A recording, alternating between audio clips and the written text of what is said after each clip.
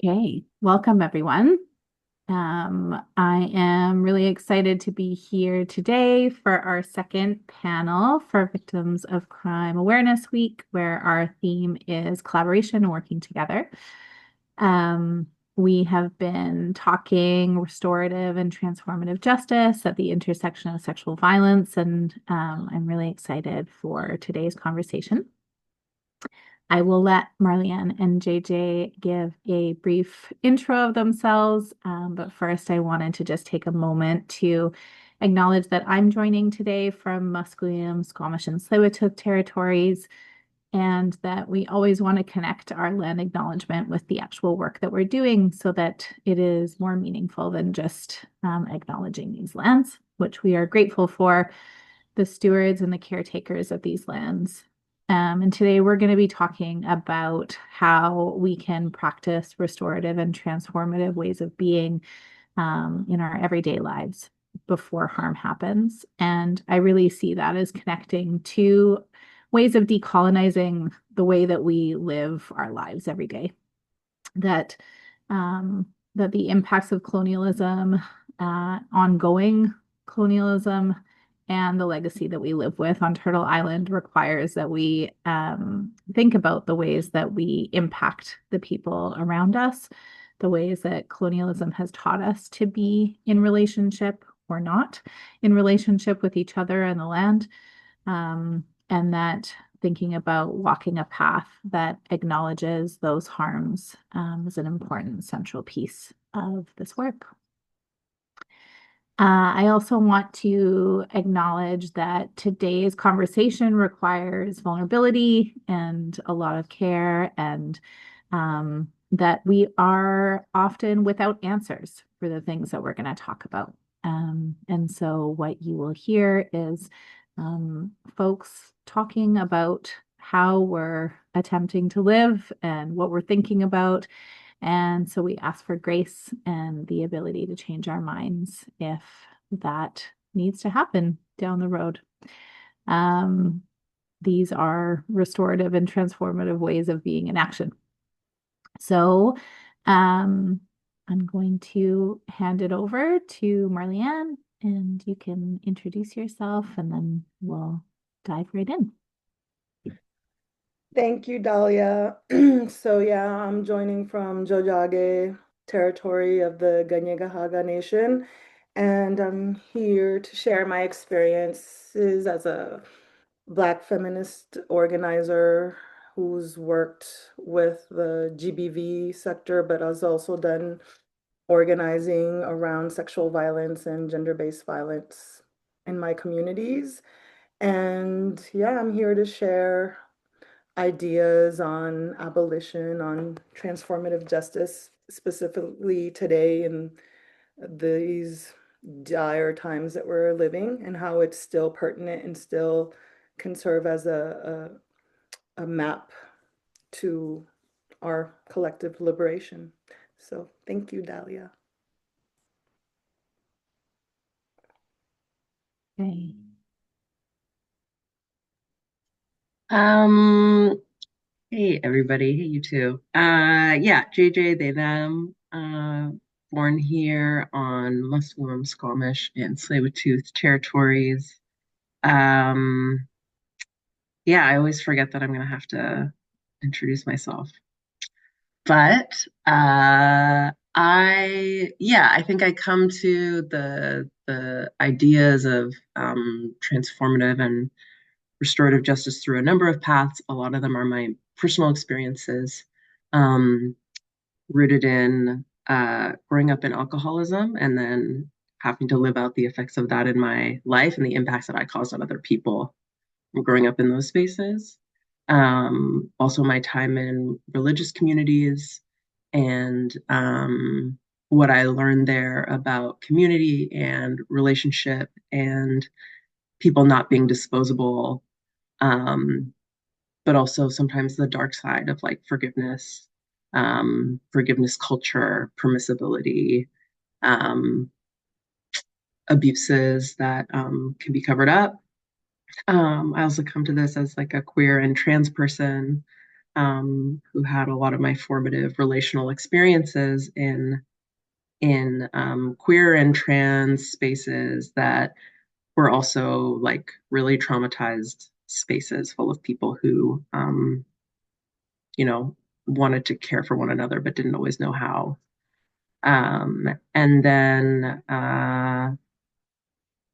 yeah, I moved through becoming a counselor, uh, working with Salal, starting as a volunteer on the crisis line, spending many years kind of immersed in um, sexual violence. And yeah, I think it was a really amazing moment for me at Salal where I got to like bring um, my kind of like personal commitments to transformative justice together with sexual violence to start asking really, really hard questions about like how do we try to heal differently or like change our world in a new way. Yeah, that's where I got to meet Marlianne and spend a truly epic weekend in Alberta together.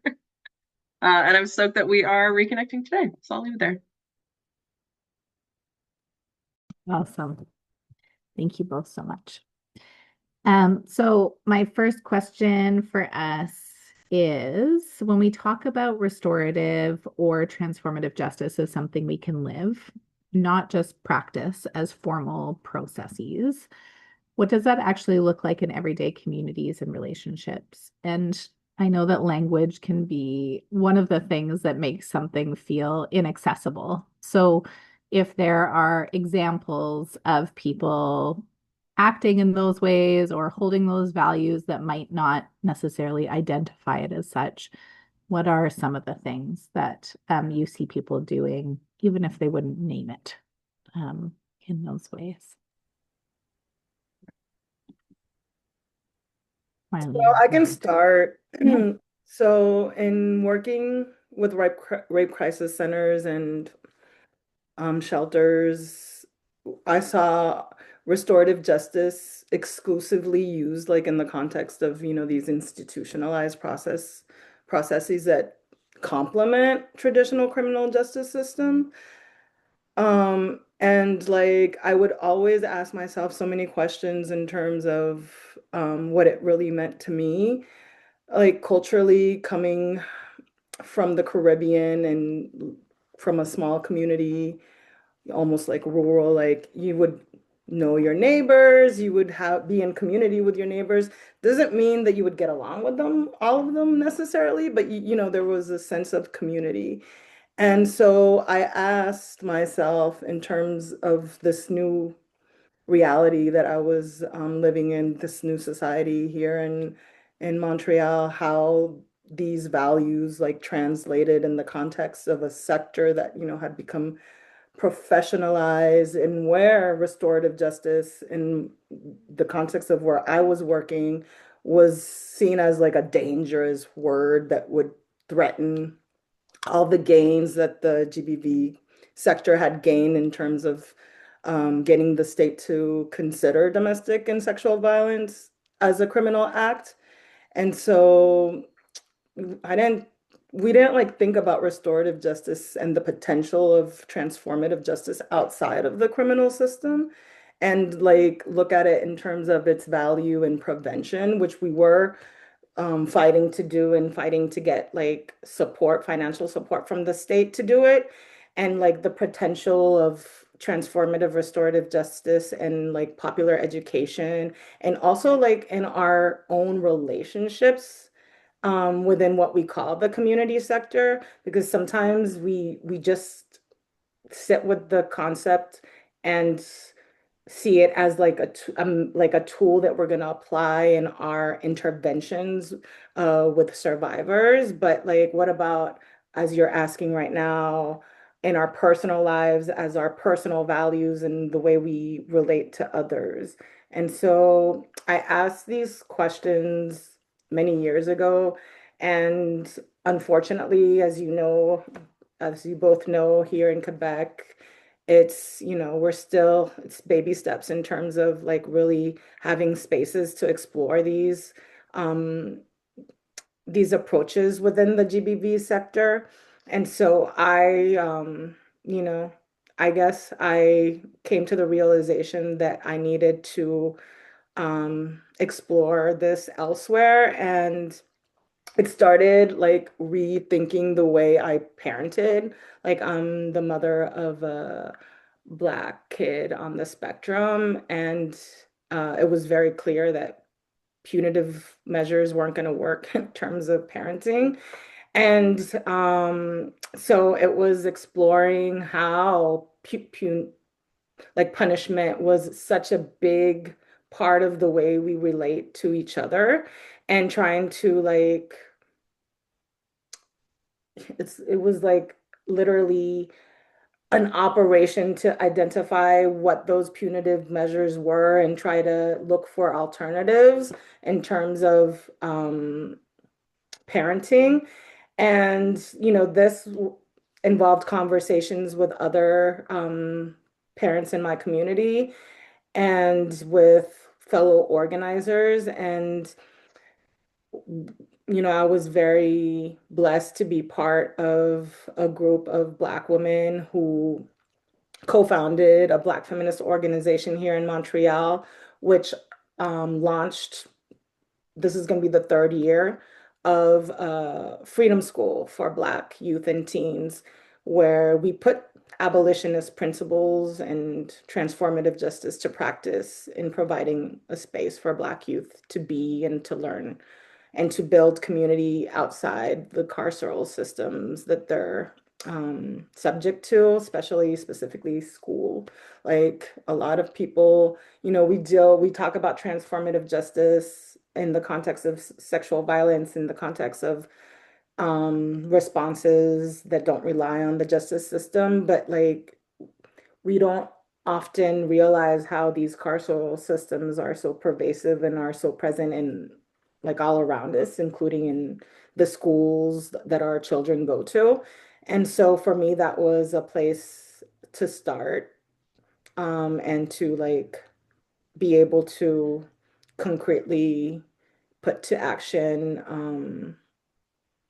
framework, not only for growing in community, but for addressing like sexual violence, gender-based violence in the context of prevention, in the context of um, learning with our youth and our children how like rape culture and how, violence, systemic violence is so present in our society. And so, yeah. Thanks, That was Marian. awesome. Yeah. Yeah, thanks. Yeah, I can hop in. I think like one of the first places that I saw like a community-based sexual like response to sexual harm was in a religious space, and um in a purely kind of community space, and it just didn't at the time occur to me or to anyone to like involve outside forces, because that was just like not what the collective value system was. And there was problematic aspects of that, but there was also a kind of like um the lesson there that I think I still take into every day is like a going toward people who cause harm as opposed to like a pulling away. And I think one thing that happened to me when I entered um, more queer and trans spaces is that it was a particular moment in time when, like, when you had heard that someone had done something bad, it was like, oh, that person's effed or that person's problematic. And then that was the end of story. And then there was like a distancing. And then there was a kind of purity culture of like, if you associate with that person, you too are impure. You too are part of the harm. And I think there was a motivation in that, which was rooted in a feeling of being completely fed up and saying no to harm, which was a really important impulse.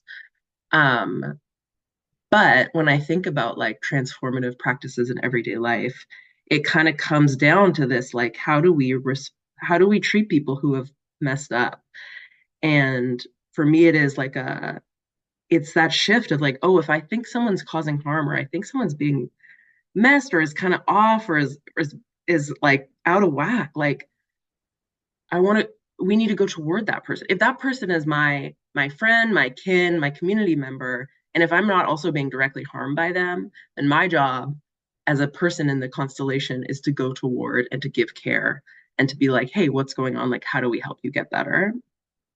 Um, Another piece of it that I think shows up for me in like really simple everyday life and how I've been trying to practice is like I remember at a certain point I realized like in a lot of my friendships and friendships that I saw, like the only way we knew how to support one another was to like get on board 100% with one another's like victim stories or anger stories when we were like in a kind of flare up moment. Someone pissed us off or did something to hurt us.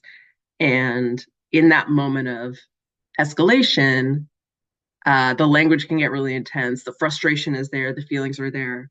Um, and I kind of witnessed that like the only way we knew how to support one another was to get 100% on board with that and be like, yeah, you know what? You're so right. That person's messed up. That's wrong. It's over. We shouldn't associate with them. And I think what I tried to start thinking about and practicing is like, how do I like de-escalate a situation as opposed to escalate it? And like, how do I support someone without getting 100% on board with a black and white narrative about bad and good, right and wrong, like victim and perpetrator? Um, yeah, those are some of the things that come up just to start. Thank you both.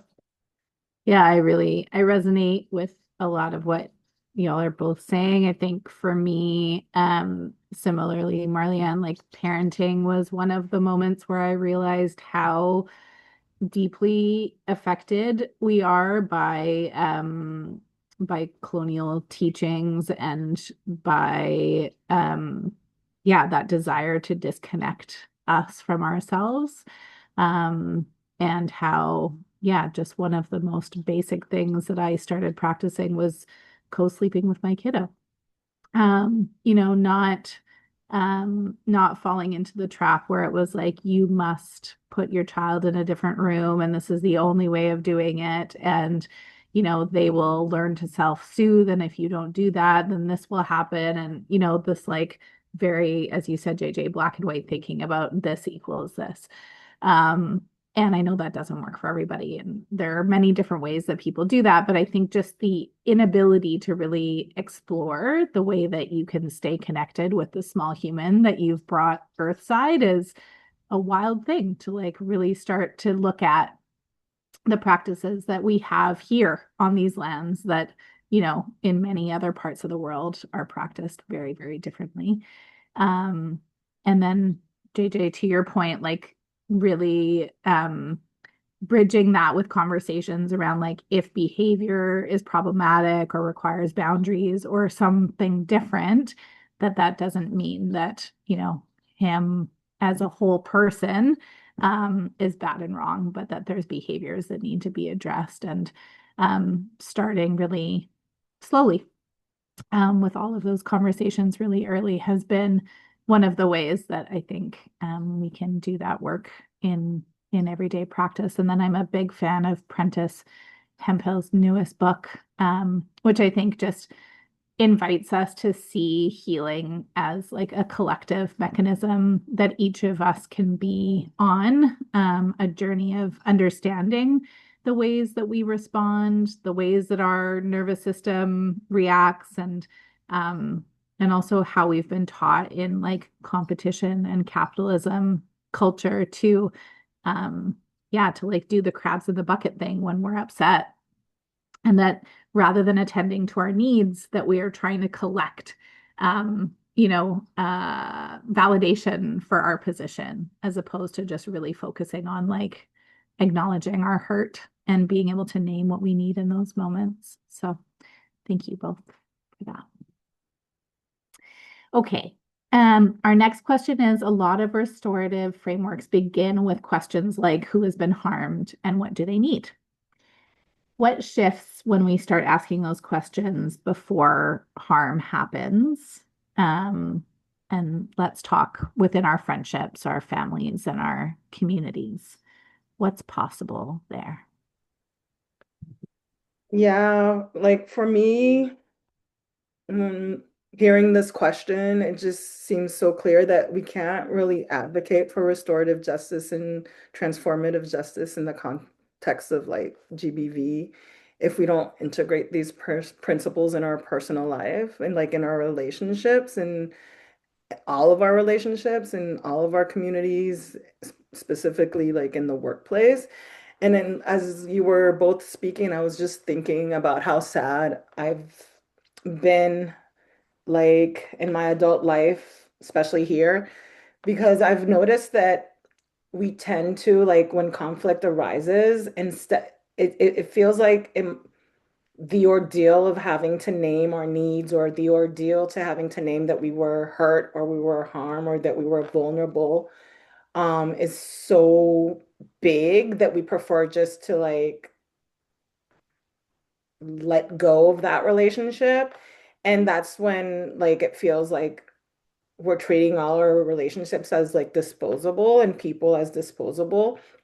And for me, it's been thinking about how do we acknowledge that a person is not only like a perpetrator, and how can we acknowledge that in the context of like working in the GBV sector when we can't really acknowledge it in our personal lives. And when someone close to us causes harm, we can't even engage in like working through that harm when it's someone that has not only caused harm, they might have caused harm at one point, but maybe like the relationship was not just based upon that harm. There were like moments of connection, there were moments of shared intimacy, there were moments of joy, there were moments of growth, but then that harm happens and it's all reduced to that. And like, how do we engage in these processes and with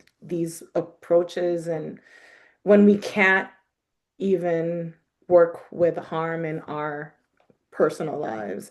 And so that's why like I question when we talk about restorative justice, what is it that we aim to restore?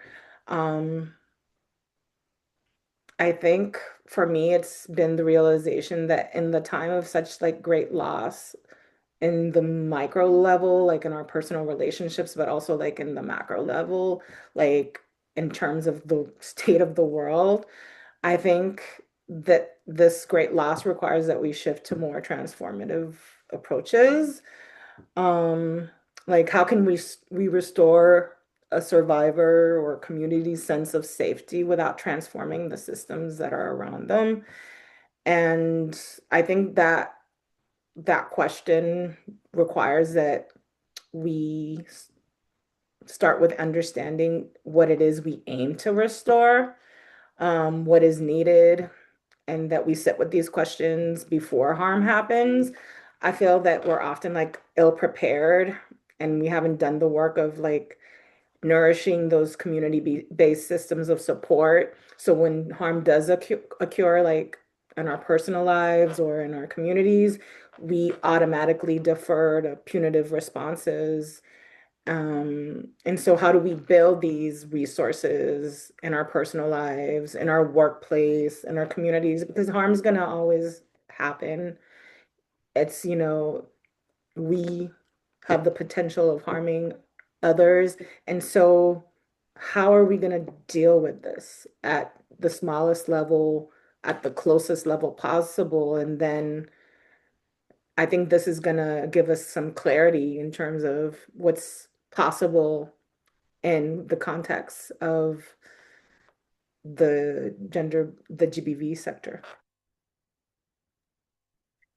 Yeah, it just makes me think also about like the question of like how do we ask these questions about what people need before harm happens? It's like this is why I think a transformative justice ethic and like politicized and feminist analysis of the world is really essential because harm is already happening. It's happening all the time. It's currently happening. It's happened intergenerationally, and no one is showing up to relationships outside of a context of their own experiences of harm. And so another thing you said made me just like remember something I think like Mia Mingus said, which was like, we're out here trying to do transformative justice for sexual harm, and most of us can't even like tell our friends that they hurt our feeling. Uh, and when you talked about there, like when we're hurt by someone, the beautiful aspects of that relationship, the depth, the complexity, something like it can all disappear in an instant if we're triggered, if we're in our hurt, if we're in our trauma. And I think from my own like training in trauma and like experience of this in the world and myself and loved ones, when you're in that triggered space, that all or nothing black and white thinking is really, really intense, often because there's a physiological experience in your brain and body where you are back in that darkest place. And from that place, you actually don't have access to all the time, like the positives or even the feeling or the idea that things can be different or better. Um, and so all this to say that like there's a lot that's working against us staying in relationship um, when we all are bringing these hurts and harms. And so let me remember the question. Yeah, what shifts when we start asking these questions before harm happens? What's possible? Um, yeah, maybe I'll leave it there and wait for a prompt. So that's I, kind of what I came up for think me. if I can Yeah, just add, I think we're as we continue this conversation and what you just said for me is healing. The answer is yeah, healing. Like we are going to be triggered and that's legitimate, but that's why we can't, a lot of us engage in this. The reality is that a lot of us engage in this work as a trauma response to our own shit, you know? And it's like I'm yeah, I'm gonna like we both come from like religious backgrounds. We know that like church is full of traumatic people who have been like super traumatized and are messed up, and we come to church to heal.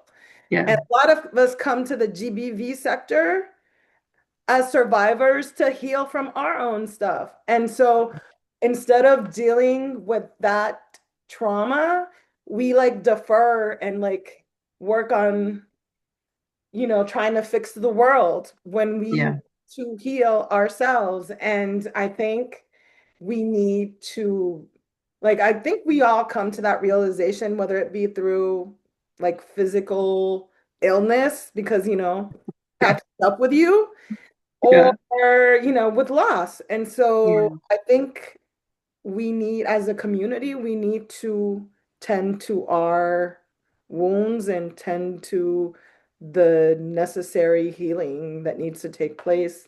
Because if not, we're just bringing this all into yeah, spaces and expecting that we're going to get healing from other people that are also like dealing yeah, with their own traumas. And so I think what you just said was like super important in terms of getting to that realization that like we need to center healing. It can't just be managing the trauma, managing the harm. It needs like we need to have healing in yeah, the horizon, because if not, like what are we really doing? Yeah. The healing justice.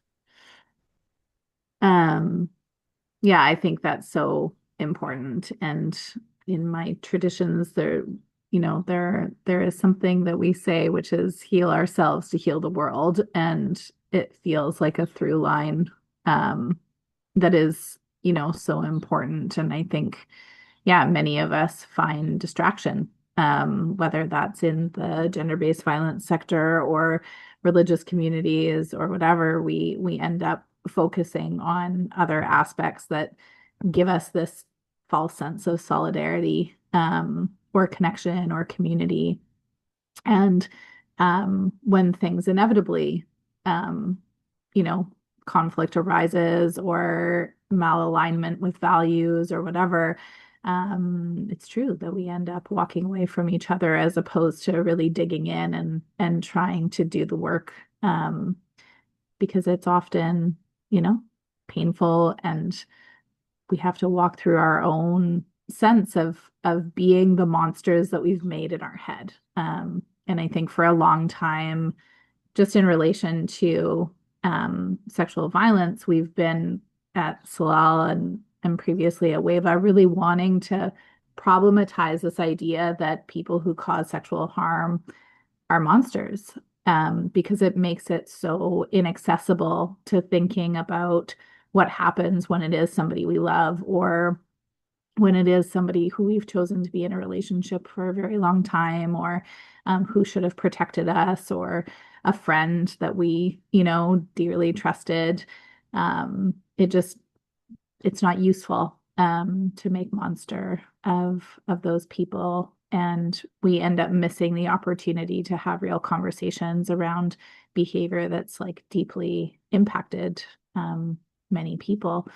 And that goes for every kind of systemic piece, right? Whether it's a dear friend who has held like deeply racist thoughts in community and acted on those, or HR circles in workplaces that aim at disconnection and detachment. Those are all deeply impactful. So yeah, just honoring and resonating with both of you around the need to continue that path of healing as a central thread for sure. Okay. Our next question is restorative justice is often described as being about repair, accountability, and relationship, but those can feel abstract. What are the small everyday practices that actually build the conditions for accountability to be possible?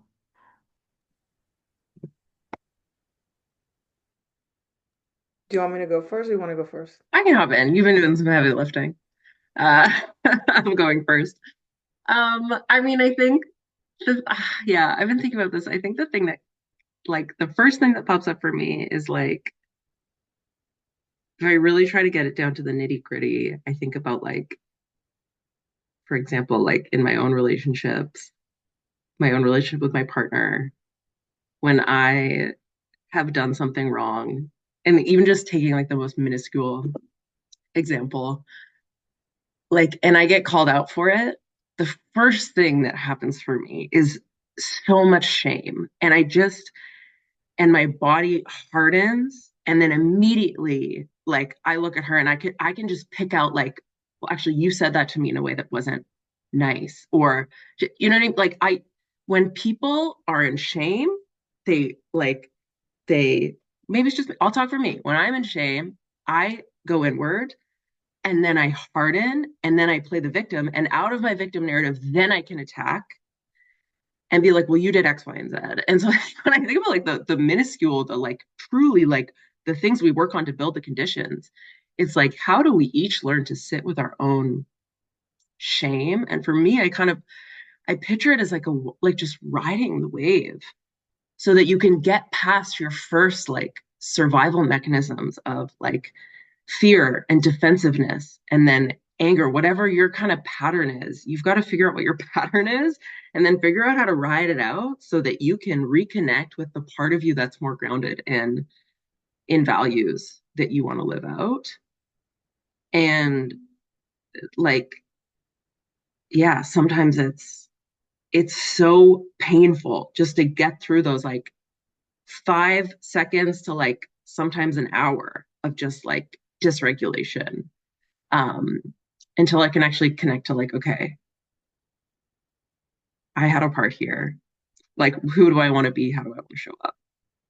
And I'll pause there.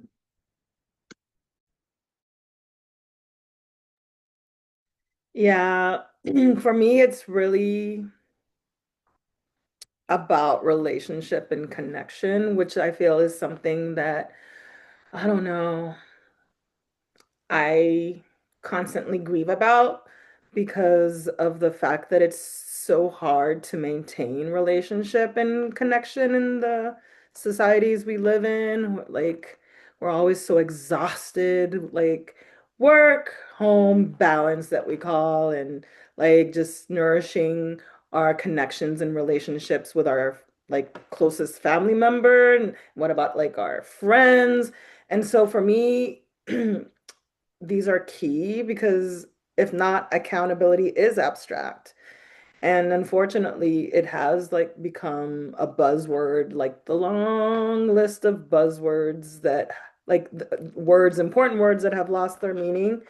But we have to remember that like accountability is an active relational process, and without relationship, it's not really possible.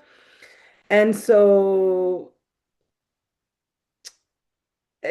I think we need to sit with the fact that when there's harm and when we carve out spaces for accountability, the most important is not just to say, oh, we don't want to implement punitive measures, we want to substitute accountability and not like defer to punishment. Like there has to be that part where the person takes responsibility, where we all take responsibility for our actions and transform, repair the harm that was caused to people, and, transform or repair those connections. And so I think it requires like understanding the personal, emotional, and the social impact, because sometimes we just like apologize, but we don't want to really think about the impact because of that shame. We don't want to deal with that shame or like work through that feeling that we have. And so once again, like it requires that we heal. Like we might not be ready at the moment, but that's gonna ultimately we need to tend to that healing process, because if not, it's just gonna catch up with us to us. I don't know which preposition do I use? I don't know. So yeah. I Yeah. think it, oh, Oh, go sorry. ahead. No, no, go ahead. I was just gonna say briefly, like I've been thinking about that too. Like I've been thinking about like how do you start that healing process? And I keep trying to come up with something better, but the only thing I can come to, at least in the specific instance, is like really dealing with the harm that we ourselves have caused. Like I don't know a better way to like learn how to stop dehumanizing other people and and just like running away or writing people off when they've caused harm than to recognize that like we too are them. There's no difference. There's not a person that comes to a relationship who hasn't been harmful in some way. Yeah.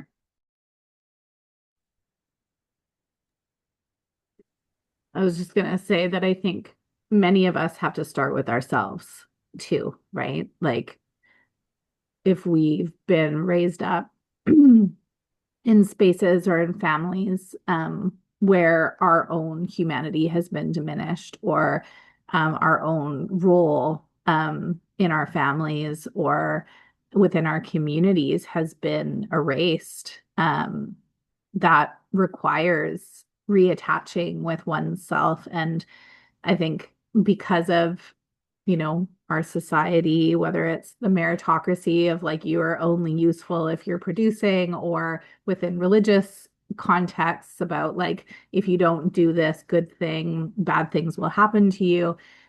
It's a constant like external motivating factor, right? And I think in order for us to believe that transforming or repairing relationships are vital is also understanding that when we harm others, we're harming ourselves, and that like to do that work just for ourselves is motivation enough so that we are living in right relationship with who we are and how we're able to bring our full selves to the table. Um, that feels like an important piece before we continue to like externalize all of those um, pieces for outside relationships, right? That we have to start with number one. And I was just gonna add, it reminds me like the time that we're living has taken me a lot to the time, like what I experienced during the pandemic, Hmm. you were like there were like two paths.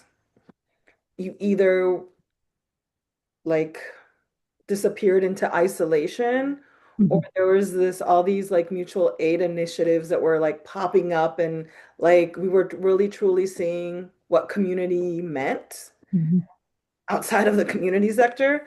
And so Hmm. because, everything was shutting down, and I think it's important for us to sit down and to question what relationship means, Hmm. like whether it be to each other, to ourselves, to the land. Hmm. Like we live in this like state of disconnect Hmm. with ourselves, with others. And I think all of this is key to understanding these concepts of accountability, of restorative justice, of transformative justice. Hmm. Because if not, it's like they're empty Hmm. buzzwords. Yeah. Yeah, I deeply agree. Okay, our last question. Um, so for many people, accountability still feels tied to punishment or consequence. Um, how do we begin to shift our internal and collective understandings of accountability towards something that is relational, not punitive, but may have consequences, especially in moments of harm, retention, or conflict? I think I asked this question because as restorative justice becomes kind of more and more discussed on the landscape in relation to sexual harm, there's kind of like this idea that these processes are kind of lighter or don't have boundaries or consequence. And I think it's important to like be able to disentangle punishment from consequence or boundaries. So that is kind of the intent behind the question.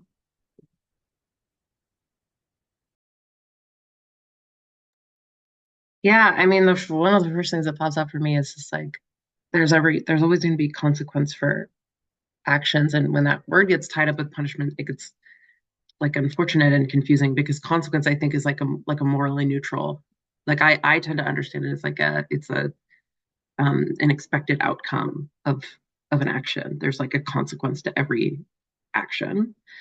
Uh, Whereas punishment and like to be punitive, I think is to hurt people in return. And this is the thing that I just look at the world and I'm like, I'm sorry, how are we still operating under the idea that like if I harm someone, that will bring peace? I'm just looking globally, right? Like I'm truly not understanding how there's an entire world system built up on the idea that like my way to get peace and security is to enact violence on others, when everything in history has showed us that when you enact violence on others, that inevitably will come back as more violence in return. And I just think about the way that our punitive and carceral systems, um, they say, well, and I'll borrow this kind of like example from like, I think, like, yeah, Catherine Barter from Just Outcomes uses this in some of her presentations. Like, punitive systems think about the world like, okay, both people are up here. This person harms this person, and now this person is down here in a state of unwellness. And so, what we're going to do in response is that we're just also going to harm this person by throwing them in jail or punishing them, and now everybody is unwell, as opposed to thinking like, this person is unwell. This person's, I don't know, they're chilling somewhere neutral. This person causes harm.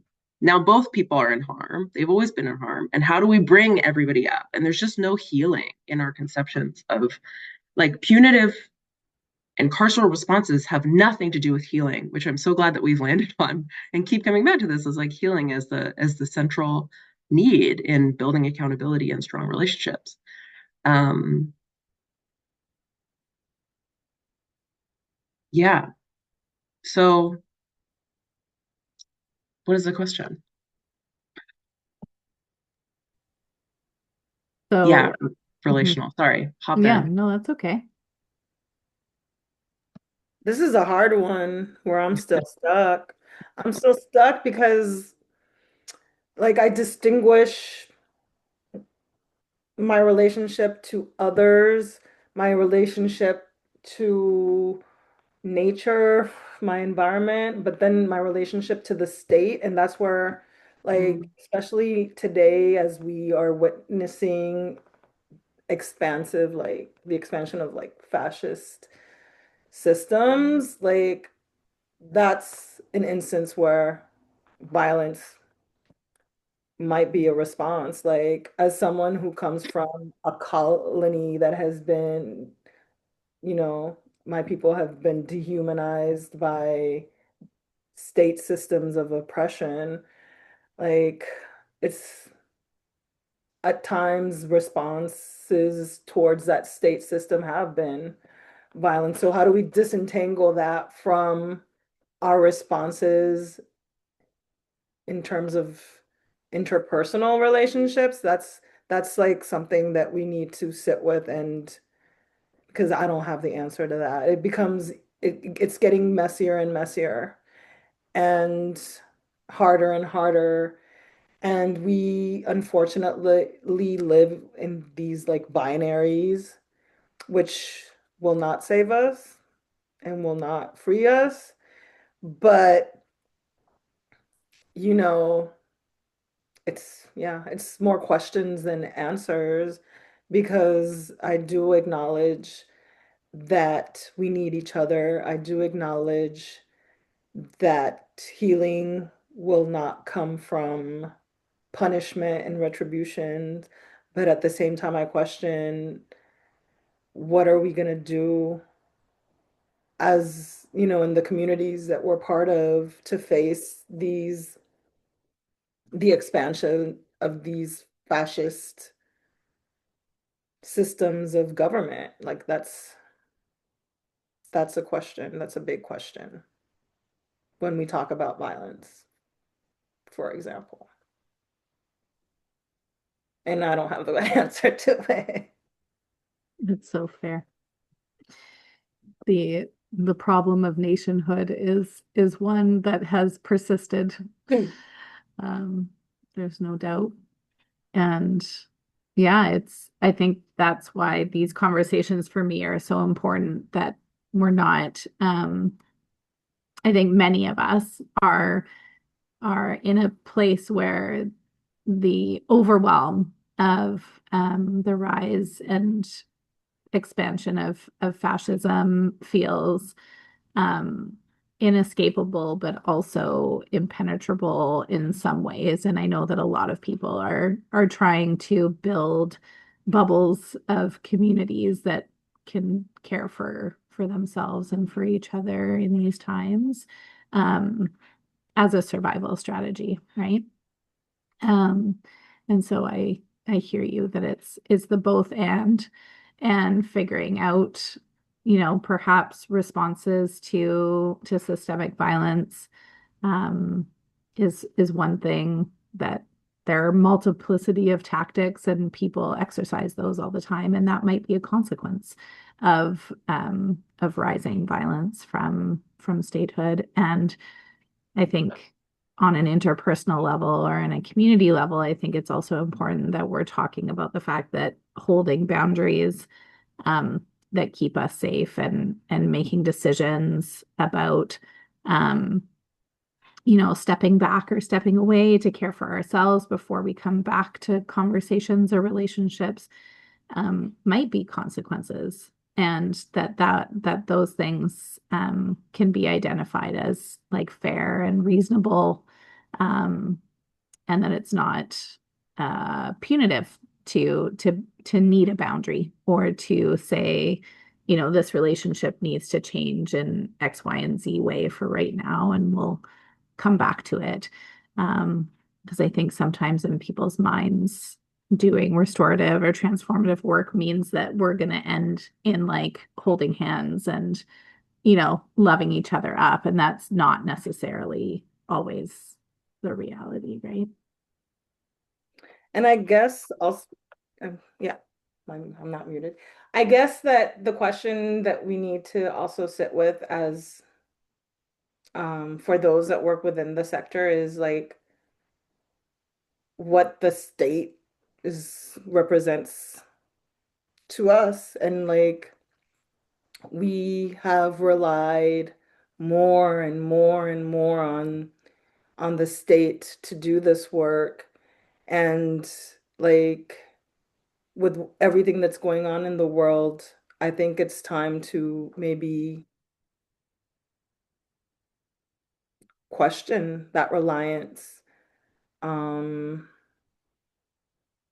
because, it brings us back to maybe thinking about how the whole movement started, and where we are today and where we're heading, and, seeing what the state of the world is. And I think it's a question that we keep deferring and not like we live like in the day to day, but I feel that it's going to come back to us.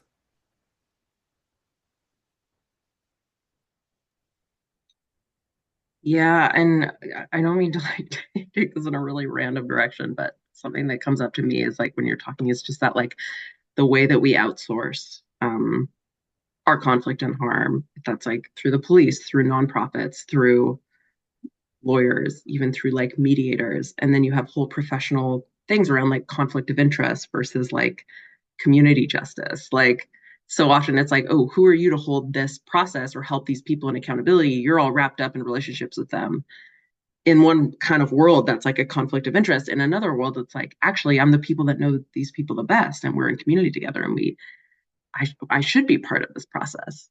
But the thing it kind of makes me think about in terms of outsourcing our conflict is like even just the amount of times like when I had a neighbor that like apparently we were being loud and I didn't know it was affecting her so much, and instead of knocking on my door, she emailed the landlord, and the next thing I get is like a threatening message from my landlord that's like, if this continues to be your problem, we're going to evict you. And then I go downstairs and I knock on her door, and this woman is in fear of me, and I'm like, hey, I just heard you might be upset. Like, can we talk about it? I'd love to be living in my home in a way that's not impacting you as much.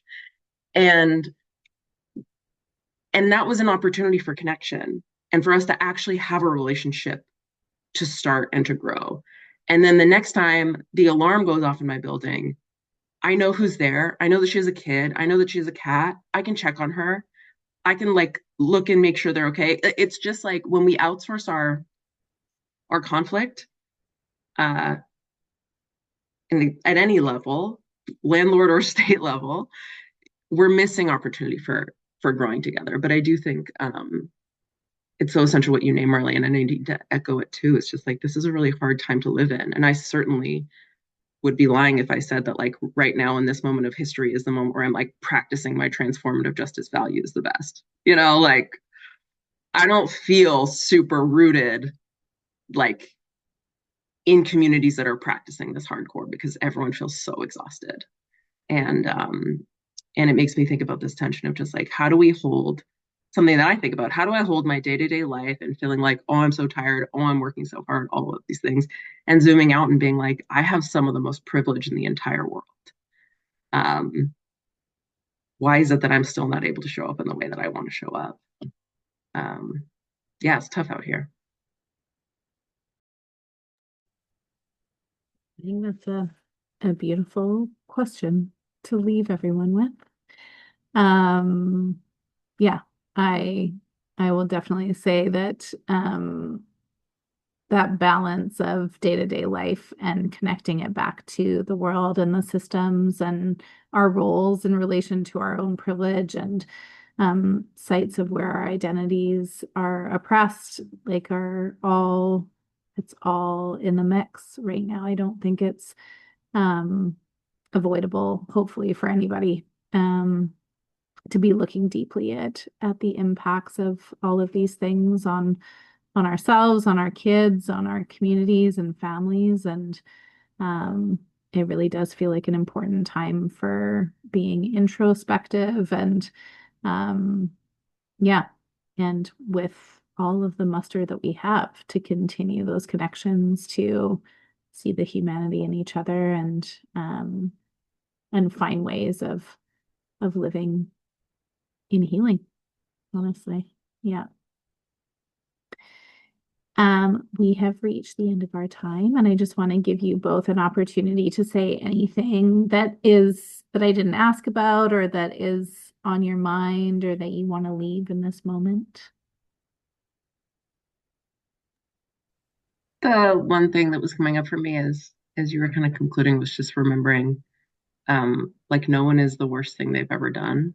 Mm, And I just always want to come back to that. Yeah.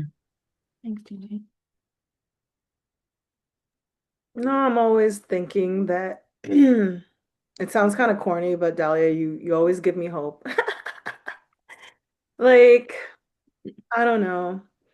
You know that the experiences that I had within the GBB sector were pretty like violent, but seeing your community of folks like sit down and ask these questions, however difficult they are and messy, it just gives me hope. It just gives me hope, and I'm really grateful that you always carve out these spaces because they're not like common, especially not within the sector. And so, yeah, I leave with the gratitude and with feeling connection. So, and I think that's super important, especially today. Mm, So I'm mm. grateful for you, JJ, and I'm grateful for you, Dahlia. Likewise, likewise, likewise. Yeah. And these are important. Both of you are definitely important connections for me, and just want to also share my gratitude for you both, for being here today and being willing to have these conversations publicly. I know it takes a lot, but I really do believe that we can, yeah, continue to plant seeds for folks, and to hopefully, for people who this is new for, that we continue to, yeah, just spark curiosity, and that, yeah, relationships really are the important pieces, and attachment. And I'm Mm. grateful for my attachment to both of you. JJ, did you unmute to say one last thing? No. Okay. I was gonna Okay. say likewise. All right, awesome. Well, we will say see you later to folks listening. Thank you so See much for you. joining us. Yeah. Thanks, you too.